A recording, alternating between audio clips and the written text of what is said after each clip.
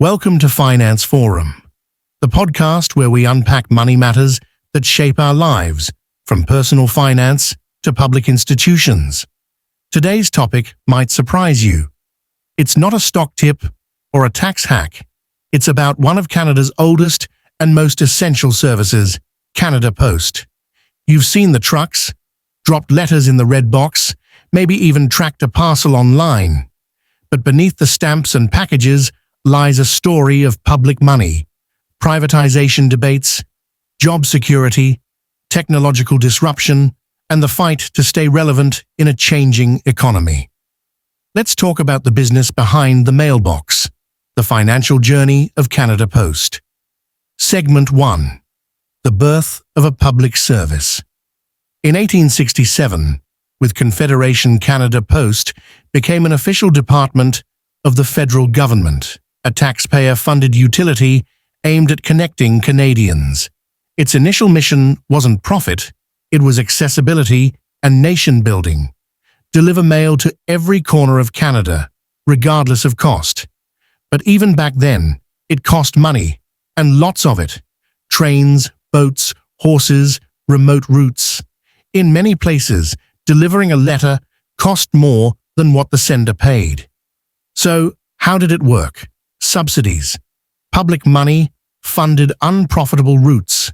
It was an accepted norm. The mail wasn't just service, it was infrastructure, like roads or schools. But over time, as the country expanded and expectations grew, the price tag ballooned, and that raised a new question. Should a postal system make money or simply serve the public? Segment 2. From Government Department to Crown Corporation. By the 1960s and 70s, financial losses mounted. The post office became a drain on public funds. Inefficiencies, strikes, and outdated systems plagued operations. So in 1981, Canada Post was transformed from a government department into a Crown Corporation. Translation? It now had to operate like a business, cover costs, generate revenue, and modernize. But with a catch, it still had to deliver mail everywhere.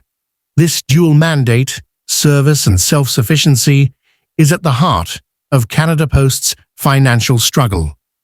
Revenue came from stamps and parcel fees. Costs included massive payrolls, pensions, and delivering to far-flung communities that private companies avoided.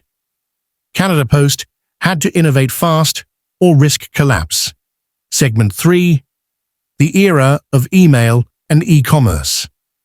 Then came the internet. With email, traditional letter volumes collapsed.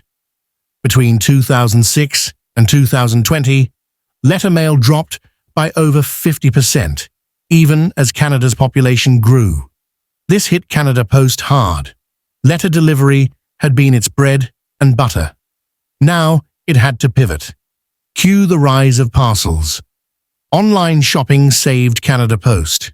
From small Etsy shops to Amazon giants, everyone needed delivery, and Canada Post had the reach. Between 2011 and 2021, parcel volume grew significantly, but with it came new challenges. Increased competition from couriers like FedEx, Purolator, and UPS. Segment 4. Financial realities, profits, pensions, and politics. Let's talk money. Canada Post hasn't consistently turned a profit. In fact, losses reached over $750 million in 2023, driven by inflation, pension obligations, and declining mail volume. A huge financial issue. Employee pensions.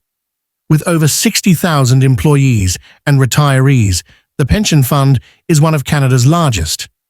In a low-interest rate environment, funding those obligations became increasingly difficult. Other major financial concerns.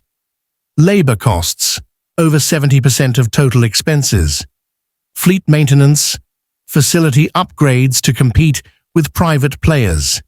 Yet cutting jobs or reducing rural service creates political backlash. Every time Canada Post proposes reducing home delivery or increasing stamp prices, there's public pushback and political tension. The numbers don't work, but the optics matter even more. Segment 5. What's next? Reform or reinvention? So where do we go from here? Some suggest privatizing Canada Post, but critics argue it would abandon rural and low-income Canadians.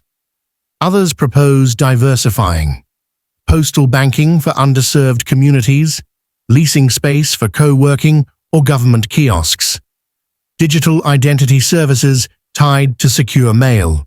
Canada Post also has an opportunity in the green transition, shifting to electric fleets and sustainable packaging services. But success will depend on rethinking its role. Is it a business, a public service, or something in between? If we expect Canada Post to compete with Amazon while delivering to a cabin in the Yukon, we need to fund it accordingly or manage our expectations. Canada Post is not just about letters and parcels, it's a case study in public finance, service equity, and economic evolution. It's a business wrapped in a flag. And in the next decade, we'll decide whether it continues to connect Canadians or becomes a relic of the past. Thanks for tuning in to Finance Forum.